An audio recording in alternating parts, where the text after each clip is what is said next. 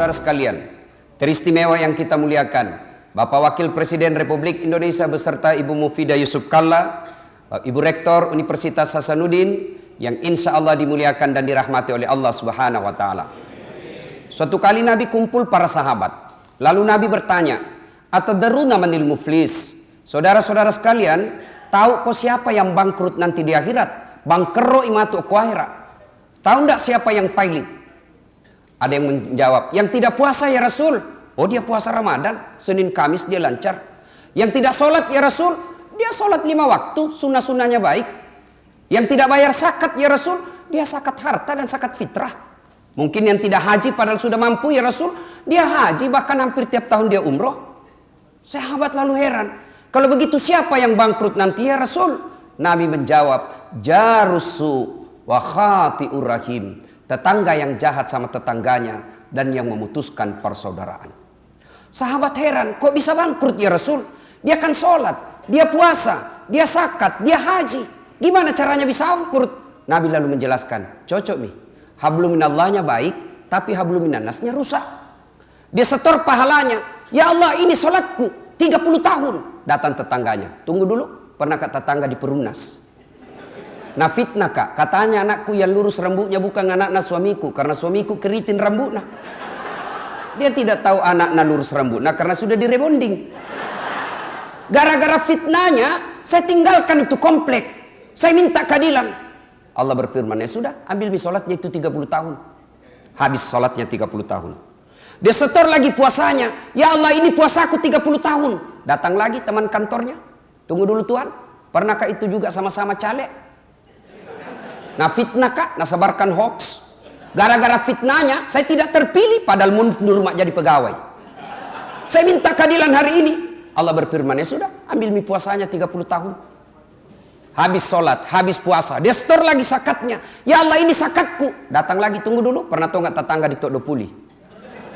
Nah serobot itu tanahku 1 meter, mau kak lawan ki polisi.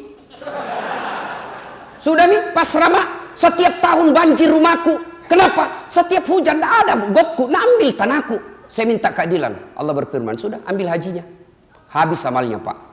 Masih datang orang. Saya juga pernah difitnah. Katanya mobilku hasil korupsi. Gara-gara fitnahnya saya dipecat. Saya minta keadilan hari ini. Allah berfirman, dia bilang yang tadi banyak amalnya, Tuhan bagaimana mina habis amalku. Allah lalu berfirman, tidak ada kebatilan yang tidak ada balasannya hari ini. Inilah hari pengadilan seadil-adilnya. Supaya adil, ambil dosanya itu orang 20 tahun. Ambil dosanya 5 tahun, datang lagi, ambil dosanya 2 tahun, ambil dosanya 10 tahun. Habis amalnya, sementara dosanya orang masuk ke dalam dirinya.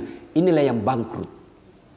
Kita tidak mau mengalami hal seperti ini, maka kita melakukan halal bihalal di tempat ini. 1 bulan penuh kita menghapus dosa. Rasulullah menginformasikan, man shoma ramadana imanan wahtisaban gupira laku ma taqaddama min zambihi. Siapa yang berpuasa di bulan suci Ramadan, puasa saja, belum tarawih, belum tahajud, Rasulullah memberikan garansi diampuni dosanya yang telah lalu dan yang akan datang. Nah, dengan catatan dosa yang bagaimana diampuni Allah, dosa yang hubungannya kepada Allah. Sementara dosa kepada sesama manusia, dosa kepada pas pampres, dosa kepada menteri, dosa kepada Pak Wagub, dosa kepada anggota DPR, dosa kepada pembantu, sopir, belum diampuni sebelum minta maaf sampai bersangkutan. Maka kita berhalal bihalal. Halal bihalal ini bahasa Arab versi Indonesia. Bapak ke Timur Tengah sampai Tuhan tidak dapat ini bahasa halal bihalal. Halal bihalal artinya menghalalkan yang tadinya tidak halal. Bahasa Parisnya si halalakeki. Paris itu Pare-Pare dan sekitarnya. Nah ibu bapak saudara-saudara sekalian, makna terpenting dari halal bihalal adalah ukhuwah. Dari Sabang sampai Merauke saya ceramah halal bihalal. Sebentar malam insya Allah saya di Sukabumi, besok saya di Medan. Sama semua temanya. Halal bihalal menjalin ukhuwah. Nah sekarang poin pertama, kenapa putus persaudaraan? 1. Sebab putus persaudaraan paling aktual Pilpres dan Pilcaleg. Sudah mila selesai mi Pilpres, ndak ada mi 01, ndak ada 02. Sekarang yang ada 01 tambah 02 sama dengan 03, Persatuan Indonesia.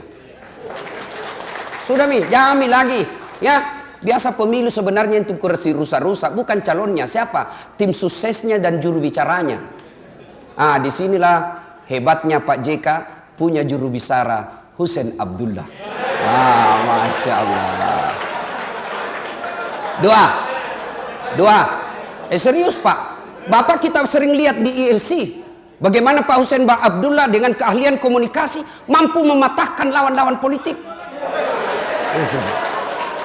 Dua, yang menyebabkan putusnya persaudaraan. Yang kedua, sombong. Apakah sombong berpakaian mahal? Belum tentu. Bapak pejabat punya emas, pula Rolex, pula berlian, pakai supaya orang tidak menghina Bapak. Apa itu sombong? Menganggap remeh orang lain dan menolak kebenaran. Itu kata Nabi. Ibu-ibu pakai emas, pakai. Kalau perlu tulis berlian.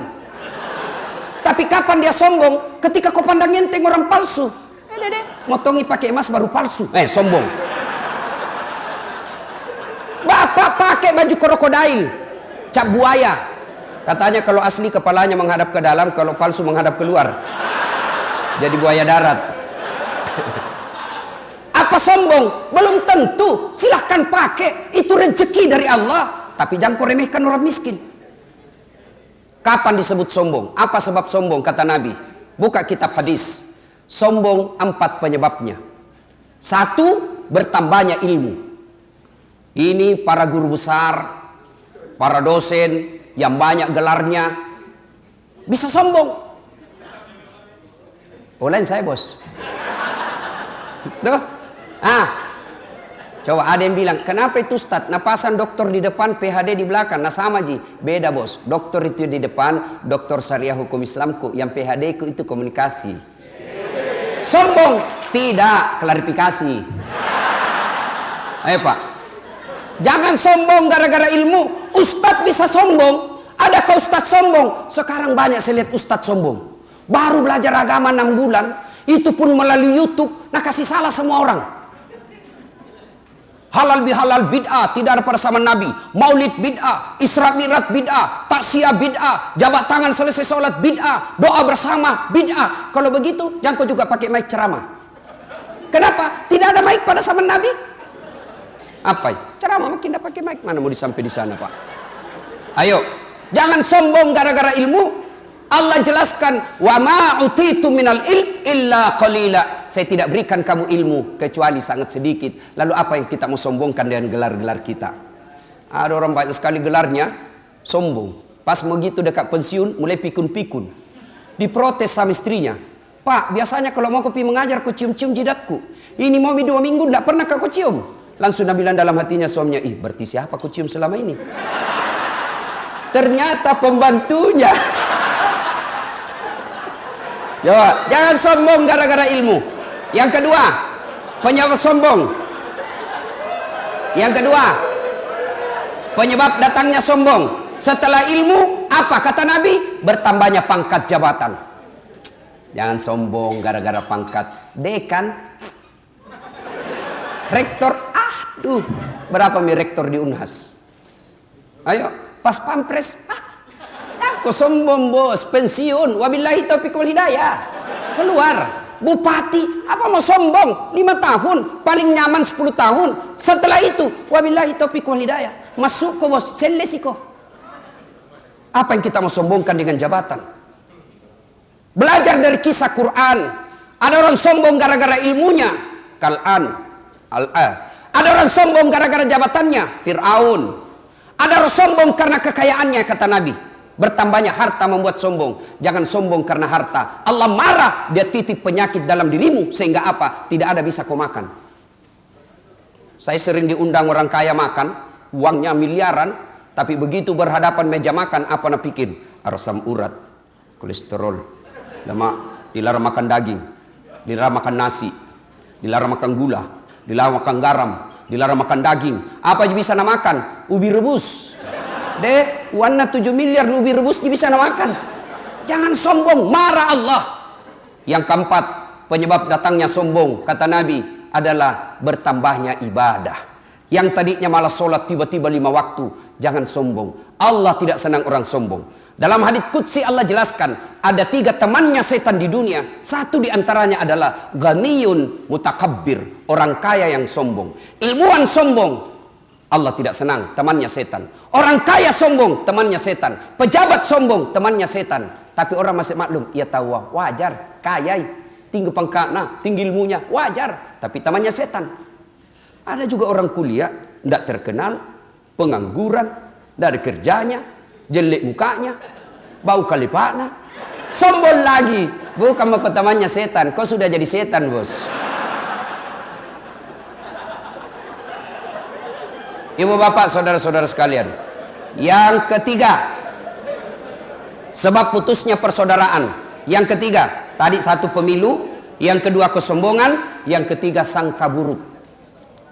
Jangan Pak, jangankan sebuah negara, rumah tangga saja tidak akan pernah akur ketika suami istri saling sangka buruk. Telepon suaminya tidak dijawab, sangka buruk. Telepon istrinya tidak dijawab, sangka buruk, maka tidak akan tenang. Coba kalau ditelepon suami tidak dijawab, oh suamiku lagi sholat duha. Enak perasaan. Tiba-tiba masuk WhatsApp, kuliah suamimu bonceng cewek, jadi sangka baik. Oh maghrib ki kodong suamiku. Tenang perasaan. Tiba-tiba kita dimutasi, yang tadinya kepala dinas, yang tadinya kita staf dirjen, tiba-tiba non-job, sangka baik. Allah tahu bukan di situ yang terbaik. Saya tamat SMA daftar ke tentara, mau jadi akabri, tes fisik tidak lulus. Kenapa? Ceper. Temanku lulus waktu itu polisi, sekarang dia reserse di Sulbar. Pakai baret merah, 1 bunga. Saya lulus pakai baret putih, jadi ustadz. Alhamdulillah dengan baret putih yang saya pakai, mulai baret hitam sampai baret merah, ku caramai kau semua. Apa? Sangka baik, jangan pernah sangka buruk. Ayo, 2013 saya ikut Pilkada Makassar. Kalah? Tidak, cuma yang menang lebih banyak suaranya. Ini namanya sangka baik. Jangan pernah sangka buruk. Jangan pernah sangka buruk. Maka demi Allah, tidak ada ketenangan orang yang bersangka buruk. Sangka buruk itu biasanya berlebih-lebihan cara membencinya. Belajar dari Quran. Quran mengajarkan, cintailah sesuatu sekedarnya saja. Karena bisa jadi kau cintai hari ini, justru kau benci besok. Bencilah sesuatu sekedarnya saja, karena bisa jadi yang kau benci hari ini baku baik kau besok. Belajar dari Pilpres Indonesia. Baku lawan-lawan dulu 2014, baku baik lagi. Baku lawan-lawan dulu 2009, baik lagi. Jadi jangan, belajar dari sejarah. Bencilah sesuatu sekedarnya saja, cintai sesuatu sekedarnya saja. Lalu lengkapi dengan informasi Quran. Bisa jadi apa yang menurutmu baik, belum tentu di sisi Allah baik. Dan bisa jadi apa yang menurutmu jelek, belum tentu di sisi Allah jelek. Insya Allah sangka baik menenteramkan perasaan. Berikutnya, yang menyebabkan putusnya persaudaraan apa? Serakah, mabu aja, mau nambik semua. Akan ada orang begitu Pak. Barangkali orang tidak lawan kita, tapi lambat laun dia jengkel. Akhirnya apa? Dia tinggalkan.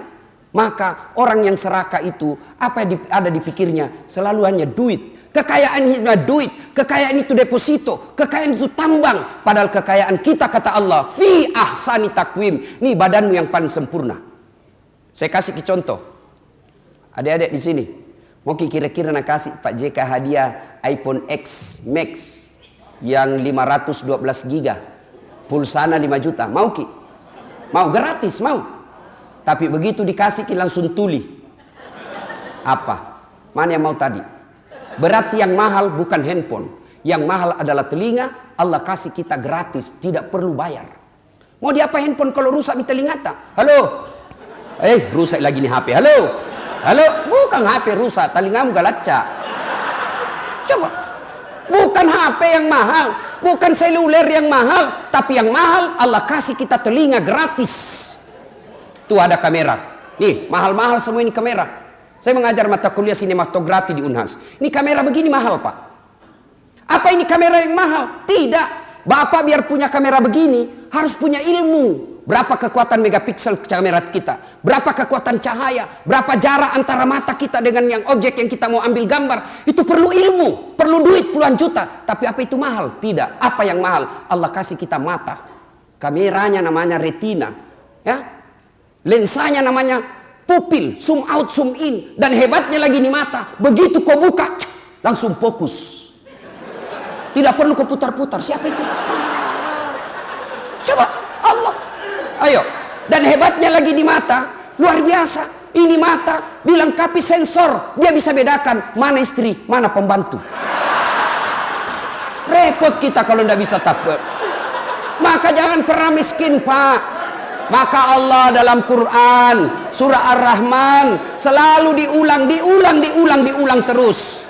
Fabi ayyi ala'i rabbikuma tukatsiban. Nikmat mana lagi yang engkau kupuri? Ada pecinta bola di sini? Banyak. Umumnya lelaki pecinta bola. Apa Ronaldo hebat? Apa Lionel Messi hebat? Bukan. Karena Allah kasih lutut yang bisa bengkok. Mana bisa main bola kalau tidak bisa bengkok, bos? Maka jangan pernah miskin, Pak. Kita ini orang kaya.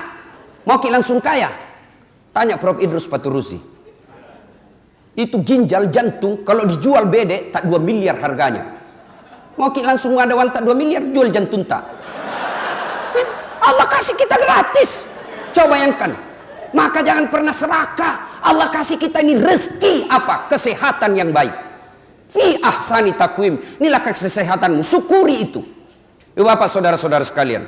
Banyak yang bisa memutuskan persaudaraan tapi waktu terbatas. Sekarang poin ketiga.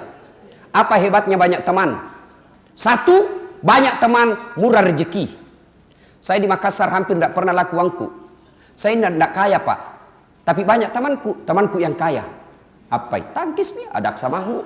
Banyak orang kaya. Saya di Makassar hampir tidak pernah laku uangku. Kemana-mana saya, pasti ada bayarkan, Kak. Begitu saya pasar, Pak, pasar Poter, ya, baru Kak turun dari mobil, ada yang teriak, "Assalamualaikum Ustaz." Dalam hatiku aman dan terkendali.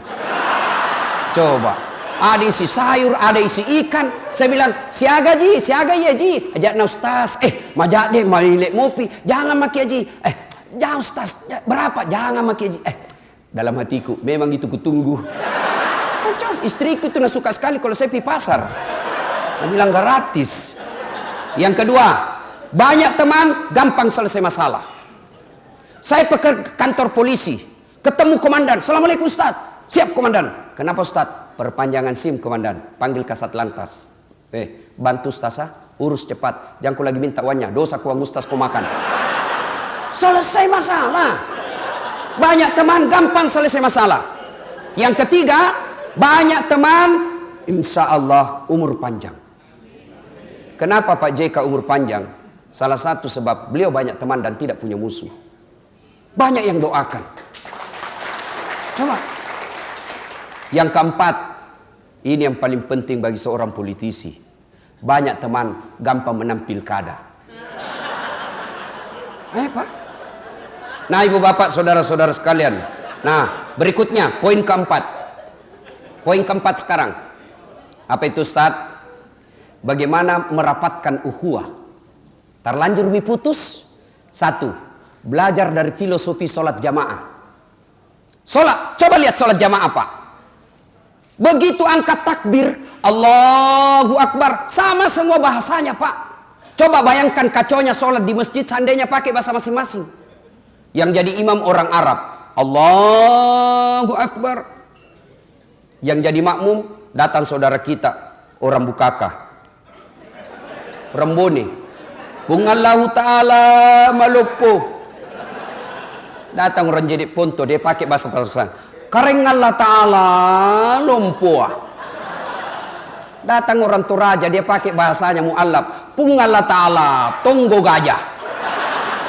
Terakhir datang orang Padang, sepupunya Ibu Wapres, Allah nan gadang. Oh, terakhir sekali anak gaul dari Betawi, dia takbir pakai bahasa gaul, Allah gede banget gitu loh. Coba, baru takbir kacau. Coba, belajar dari filosofi sholat berjamaah. Coba indahnya tadi kita lihat tari-tarian. 4 suku tidak perlu menciptakan tarian yang harmonis. Belajar dari situ Pak, jalan jamaah. Yang kedua, untuk memupukkan persaudaraan, filosofi sholat jamaah. Dalam sholat jamaah ada yang disebut kesetaraan. Orang ribut Pak kalau tidak ada kesetaraan, ketidakadilan, pasti ribut. Coba lihat orang sholat. mau jenderal, mau kopral, kalau cepat datang depan. Nah, ini Ibu Bapak saudara-saudara sekalian. Kemudian belajar dari sholat jamaah. Ketika sholat jamaah, jangan pernah ganggu orang. Mana ada orang ganggu orang sholat berjamaah? Maka rukun kita. Boleh punya mazhab, silakan, tapi jangan kau ganggu dan jangan kau salahkan mazhabnya orang. Karena ada itu begitu. Baru takbir nak ganggu dia memaki. Allah. Kayak baca Al-Fatihah kayak mau nak gigit telinga tak. Bismillahirrahmanirrahim. Tidak boleh itu dalam sholat jamaah. Ada memang begitu. Kemudian apa? Dalam sholat berjamaah ada yang disebut tenggang rasa. Coba, ketika jamaah Nabi jelaskan, kalau kau jadi imam, ringkaskan bacaan sholatmu. Yang kedua kata Nabi, kalau kau jadi imam, baca yang umumnya orang hafal. Ini banyak tong imam sekarang telekang. Baru ngangkat takbir lama memang nih. Agak aja itu namuakak mau dibawa bos. Ini boleh takbir lama memang nih. Nanti dia bilang hebat kalau dia baca surah yang panjang-panjang. Itulah sebabnya ketika kita sebelum angkat takbir, imam dianjurkan salat jami' rahimakumullah. Untuk apa? Inspeksi pasukan. Lihat Ki, kalau banyak yang pensiun di dalam, jangan lama-lama. Yang kedua kata Nabi, baca yang umumnya orang hafal. Tujuannya apa? Satu, umumnya orang hafal. Supaya apa? Supaya orang khusyuk dalam bacaanmu. Coba kalau imam membaca wadduha, anak-anak juga ikut. Kul huwallah, anak-anak ikut. Kenapa? Nah hafal. Tapi begitu imam membaca surah Al-Anfal ayat 19 sampai 32, dia khusyuk dengan bacaannya, kita khusyuk dengan hayalanta. Mau ki ikut, tidak dihafal. Mau ki ruku, belum selesai, terpaksa dibaca sama di dinding masjid. Pengurus masjid Al-Markas Al-Islami. Coba. Iya toh? Selesai itu mau ki berhenti, belum pi juga, belum selesai, dibaca lagi apa? Kalender kerukunan keluarga Bone. Mau ki ruku, belum pi selesai, terpaksa bajunya lagi orang dibaca, caleg DPR RI nomor urut 7. Siapa yang salah? Imam. Berikutnya kata Nabi, bacalah yang umumnya orang hafal. Yang kedua tujuannya apa? Supaya begitu salah imam ada yang bisa luruskan. Coba, salah satu sebab kokohnya kepemimpinan Pak Jokowi dan JK karena disokong oleh hebatnya Pak Yusuf Kalla. Ya, dalam asas salat jamaah tidak boleh orang piti-piti itu di belakang imam, tidak boleh bos. Yang di belakangnya imam pada zaman Nabi itu 4 sahabat utama. Tidak boleh. Kenapa? Begitu salah imam, ini yang di belakang bertanggung jawab. Piti-piti langsung masuk, salah imam, apa? Saya ada cerita Pak, waktu ku kecil SMP. Sujud, siang, asar. Kenapa lama sekali ini imam? Ternyata mau 1 menit, belum pinai. Ada temanku nangka kepalanya. Wih, hilang imam. Ternyata keluar melalui pintu kiri. Selesai sholat ditanya, kenapa ki keluar Pak Imam? Metuk kana. Dia bilang kentuk kak. Pak Imam lain kali kalau kentut ki angkat kepalanya jamaah tak supaya dia lihat ki orang. Dia bilang sengaja kak nak kamalu kak kuliah. Kacau Pak. Ibu bapak saudara-saudara sekalian yang saya hormati. Ini filosofi sholat jamaah. Kalau ini kita amalkan Pak, aman ini negara. Nah ibu bapak saudara-saudara sekalian, banyak yang ingin kita sampaikan tapi waktu yang terbatas. Yang berikutnya menyambungkan persaudaraan itu setelah berjamaah. Yang berikutnya wal afina ilan nas, maafkan orang yang salah kepadamu. Belajar dari Rasulullah. Datang Rasulullah ke Taif, memohon bantuan orang Taif setelah dari Makkah dihina. Datang ke Taif, tapi apa sambutan orang-orang Taif? Dilempari Nabi. Siapa yang lempari Nabi? Bukan orang dewasa, anak-anak kacuping. Anak-anak kecil dilempari Nabi sampai robek dia punya pipi beliau. Datang malaikat Jibril menawarkan bantuan. Ya Muhammad, tak lewat-lewat ini. Karena itu kalau ada yang ganggu Muhammad itu Pak, langsung muncul itu malaikat Jibril seperti itu iklan Wani Piro. Ya langsung muncul. Jibril, kata Muhammad, Jibril, Muhammad, keterlaluan ini orang Taif. Saya diperintah Allah untuk hancurkan mereka. Kau berdoa saja. mendengar ini apa jawaban Nabi? Ya Jibril, kalau Allah ingin mengabulkan doaku, saya hanya berdoa, ya Allah, berikan mereka hidayah. Mereka memperlakukan seperti itu karena dia tidak tahu apa yang saya bawakan. Saya membawa hidayah buat mereka. Terbukti doanya Nabi dikabulkan sampai detik ini, Pak. Saya keliling-keliling di Saudi Arabia, orang Taif paling baik akhlak dan tutur katanya. Nah, coba kalau saya kira-kira terkupumak babak belur, tiba-tiba datang satu bantuan tentara, bagaimana Das'ad? Habiskan!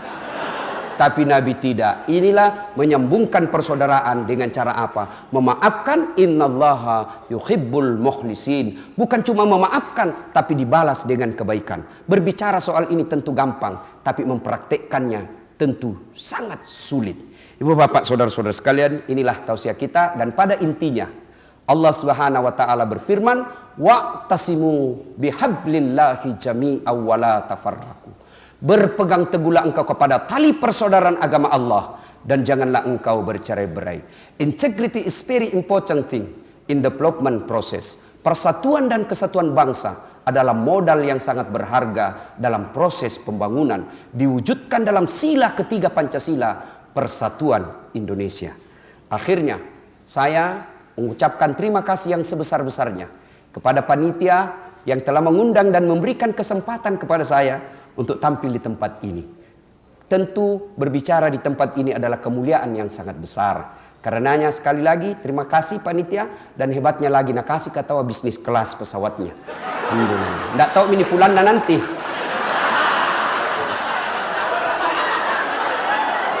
Yang kedua, tolong didengar baik-baik.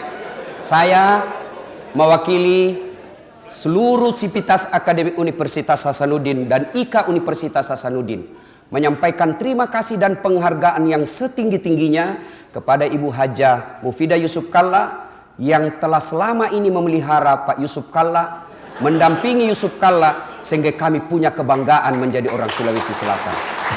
Tanpa campur tangan dan bantuan Ibu, saya yakin Pak Yusuf Kalla tidak seperti sekarang ini. Fungsinya seorang wanita adalah mendampingi suami untuk menuju kesuksesan. Saya berdoa mudah-mudahan ibu bahagia lahir batin, dan insya Allah di akhirat tetap dipertemukan menjadi suami yang mawaddah warahmah. Demikian, mudah-mudahan ada manfaat. Lebih dan kurangnya mohon dimaafkan. Nun wal kalam yamesturun. Billahi fi sabilil haq. Assalamualaikum warahmatullahi wabarakatuh.